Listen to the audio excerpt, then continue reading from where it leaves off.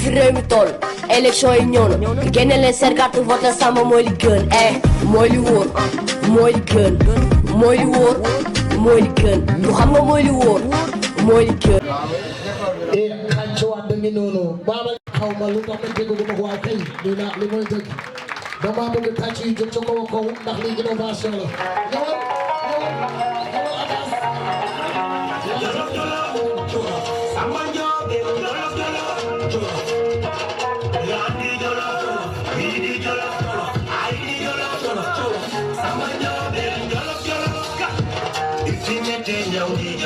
wax askan bi lan mooy programme boo xam ne ci fukk ak juróom ay nu hande population di haga ensemble des responsables politiques de Benno Bokk Yakaar à sa tête mon cher frère c'est également une occasion pour moi de dire merci à l'ensemble des députés, particulièrement l'honorable député Ndeye Fatou Guissé, qui est en même temps aussi la coordinatrice de la commission des femmes et qui est en train de faire un travail exceptionnel. Je voudrais aussi faire, pour ne pas dire des éloges, mais une mention spéciale à ma sœur, l'honorable députée Annie Mbeng, par rapport au travail qu'elle est en train d'abattre depuis qu'on a démarré le travail. Par ces personnes que j'ai citées, je voudrais quand même remercier toute la population de Daara Djolof, plus particulièrement les jeunes et les femmes. Ces deux entités ont toujours été au devant de la scène. Ces deux entités ont toujours montré leur engagement à mes côtés pendant des moments difficiles, pour ne pas dire pendant des moments inimaginables. Donc ne serait-ce que pour cela, je voudrais dire merci à tout le monde. C'est également une occasion pour moi d'appeler les uns et les autres à la raison, mais aussi à l'élégance dans la démarche, mais aussi et surtout à la tolérance par rapport aux invectives, parce que ça ne manquerait pas. C'est l'occasion aussi pour moi de vous dire, quelle que soit l'issue de ces élections,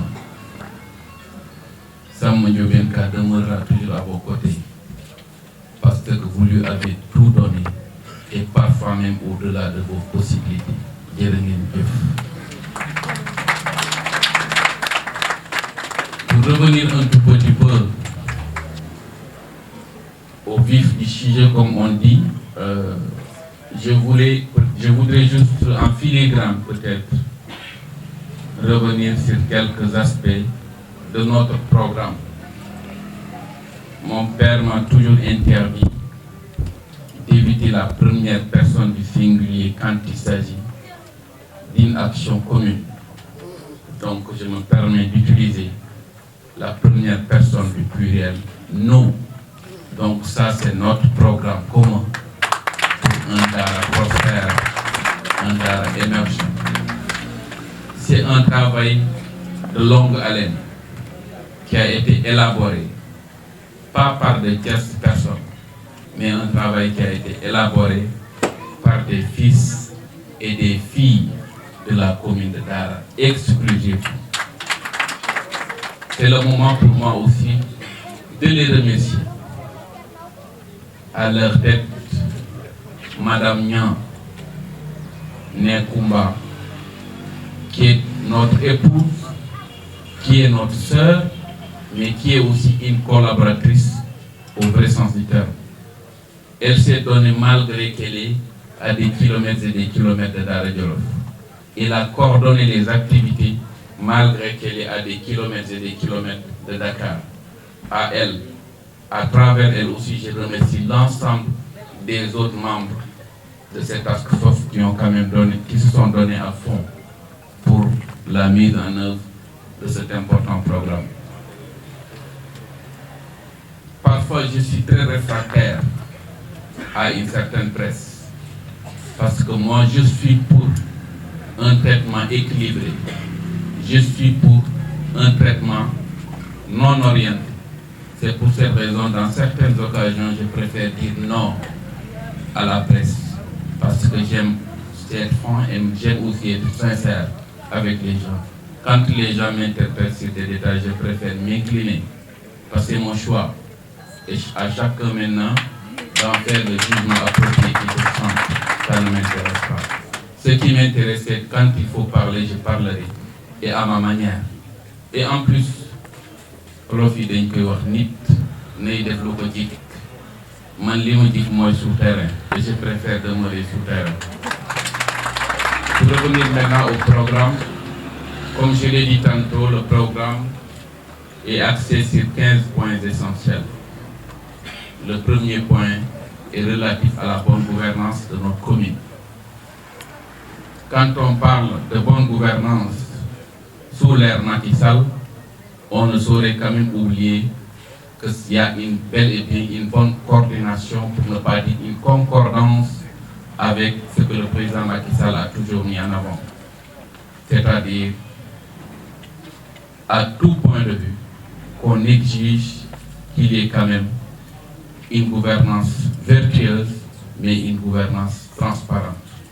C'est pour cette raison que nous avons jugé nécessaire, dans la mise en œuvre de nos activités prochaines, la bonne gouvernance va occuper une place centrale.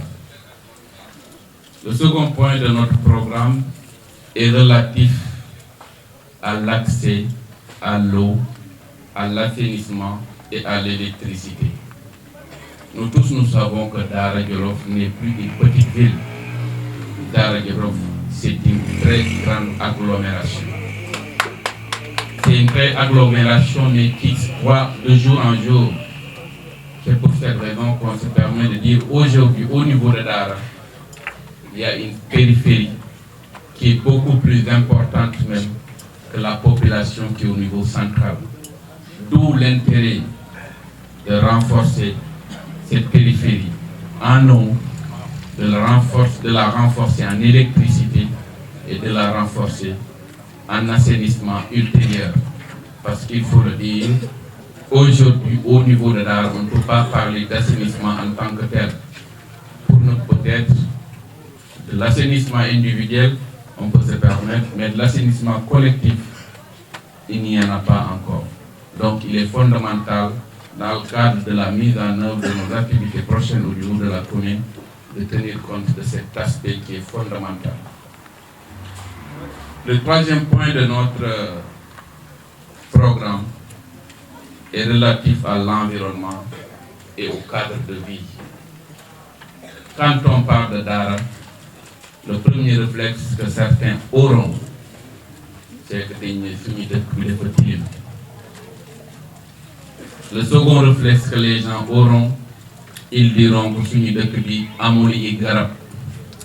Le troisième réflexe que les gens auront, dañu naan fii nii amuñu sax foo xam ne war nañ fa mën a noppalu. Donc ne serait-ce que pour ces trois aspects, nous voulons un Daara propre. Nous voulons un Daara embelli. Nous voulons un Daara avec une verdure réelle et durable. Et pour cela, il va falloir quand même mettre en œuvre des actions. Malheureusement, le temps nous étant compté, on saurait quand même l'exposer à ce niveau-là. Mais heureusement, vous avez peut-être la chance, pour ne pas dire le privilège, d'avoir ce document qui récapitule un tout petit peu la quasi-totalité des actions que nous voulons mener très prochainement, Inch'Allah. Notre programme aussi, en quatrième point, est relatif à la santé, à l'action sociale. Un point où je me sens très à l'aise, parce qu'aujourd'hui, étant plus ou moins un acteur principal dans tout ce qui est action sociale, parce qu'étant le ministre en charge de l'équité sociale. À ce niveau, ce que nous voulons, c'est de faire comprendre, au même titre que les autres Sénégalais, que le président de la République, son Excellence Macky Sall, a mis en place. Notre septième point est relatif surtout au sport et aux loisirs. Quand on parle de Daara Djolof, on parle d'une ville sportive. La jeunesse de Daara, sachez que dans le cadre de notre programme, il y aura un volet important, essentiel, qui est relatif au sport et aux loisirs. Par rapport à cela, le stade Sidi Albouri Ndiaye ne sera pas en reste. Mais parallèlement à ce stade également, nous voulons, dans le cadre de la mise en œuvre de nos activités, mettre en place un environnement, pour ne pas dire un terrain omnisport, dans lequel il y aura la quasi-totalité des activités sportives, y compris même le karaté, le taekwondo, entre autres. Une façon de vous dire, chacun en fonction de sa discipline sera très bien servi. Le 8e point de notre programme est relatif au secteur primaire, pour ne pas dire aux activités relatives à l'élevage et à l'agriculture. Nous savons que Dara, c'est une ville pastorale. À partir de ce moment, c'est tout à fait évident, si nous voulons accompagner les activités économiques, de mettre en exergue un tout petit peu ce volet, mais de faire de sorte également à ce qu'on puisse valoriser un tout petit peu les sous-produits de ce secteur-là. Notre 9e point est relatif à l'artisanat. Quand on parle d'Dara, on parle de l'artisanat. Parce que nous avons énormément d'artisans au niveau de cette commune. Nous avons des mécaniciens, nous avons des menuisiers du bois, nous avons des menuisiers métalliques, nous avons des tauliers. Toute cette panoplie de gens, c'est des gens quand même qui méritent d'être accompagnés, d'être encadrés. Et dans ce cadre, il est prévu de mettre en place une maison de l'outil au niveau de Dara, équipée avec des équipements de dernière génération. Cela pour permettre à nos artisans d'être au parfum des nouvelles technologies, mais aussi d'être au parfum de ce qui se passe à Dakar. Pourquoi pas? Parce que le président Macky Sall s'est dit, quel que soit le lieu où tu es Sénégalais, tu dois être traité au même pied d'égalité que ceux qui sont en ville. D'où la notion d'équité territoriale, au-delà de l'équité sociale qu'il a quand même manifesté avant même son accession à la magistrature suprême. Donc pourquoi pas aussi au niveau de Dara. Donc nous y croyons et nous allons y travailler pour que ça puisse se réaliser. Le 13e point du programme est relatif à la sécurité. Dara, c'est une très grande ville, mais aussi c'est une ville économique. Cette ville économique mérite d'être renforcée sur le plan sécuritaire. À ce titre, nous avons envisagé d'accompagner la gendarmerie à ce qu'elle soit rénovée, à ce qu'on puisse avoir une compagnie de gendarmerie au niveau de la commune de Dara, mais aussi qu'il y ait la police au niveau de la commune de Dara, qu'il y ait aussi les sapeurs-pompiers au niveau de Dara. Et par rapport à ça, je vous dis, peut-être certains me diront, ça c'est pas des domaines, c'est pas nos domaines de compétences, c'est pas des compétences transférées. Mais ce que nous avons mis dans notre programme, nous avons su quand même faire la différence entre ce qui est transféré et ce qui ne l'est pas. Mais le reste, c'est des domaines qui nous intéressent, donc on va se donner les moyens pour pouvoir quand même y accéder et permettre à la population de s'en bénéficier. Le 14e point de notre programme est relatif à la coopération décentralisée et au partenariat. Nous savons bel et bien que dans les différentes communes du Sénégal, surtout celles quand même qui évoluent et de façon positive, c'est des communes qui ont développé ce point, ce volet essentiel, la coopération et la décentralisation. C'est pour cette raison aussi que nous, déjà en tant que commune, qui regorge énormément de fils de Dara qui sont au niveau de la diaspora, qui sont en train de faire un excellent travail pour cette commune, qui sont en train d'envoyer au niveau de cette commune énormément d'équipements. Nous allons les organiser, les renforcer, mais aussi mettre un link afin quand même que Dara aussi puisse avoir des communes, pour ne pas dire une commune particulière, dans le cadre des immolages que nous allons très prochainement promouvoir. Nous espérons, avec la participation objective des uns et des autres, pouvoir quand même changer la donne et faire de sorte que cette population puisse être parmi les populations les plus gâtées en termes de coopération et de partenariat.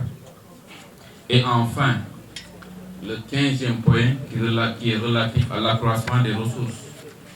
Tout ce qu'on est en train de dire, surtout en termes de réalisation, nous tous nous savons qu'on ne saurait le mettre en œuvre sans des ressources financières réelles.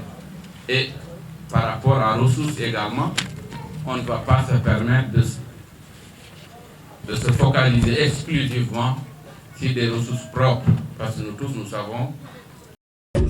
mooy li wóor mooy li gën kaay ma wax la boo ñu sénégalais lu ñu xamul ki ñu bëgg a liggéeyal ak ki ñu bëgg a lekk samba jox nañu lekk jox ñu nan mooy li gën ay waay ndaw samba kat baa ngi samba suñu meer jude xamle kam balaa foot moytu leen fii mooy dëkku yaa fi ne te yaa fi ne mooy tax a falu waxal leen ma candidat yi samba la ñuy votel kenn du mag ñi kenn du jeune yi ñëpp samba lañ jox bopp sant nañ la samba li ñu defal yëpp met nañ sa des sa xol